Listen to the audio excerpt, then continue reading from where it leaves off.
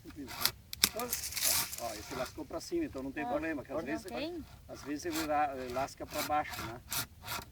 Vai até a ponta dele, ó, Vanessa. Vai mais longe com ele. Tá. Então esse aqui que tá bom daí, aqui ó. Deixa eu fazer isso aqui, ó. E esses galhos que sobram aqui, pessoal, o que pode fazer com eles? Pode vender ou não?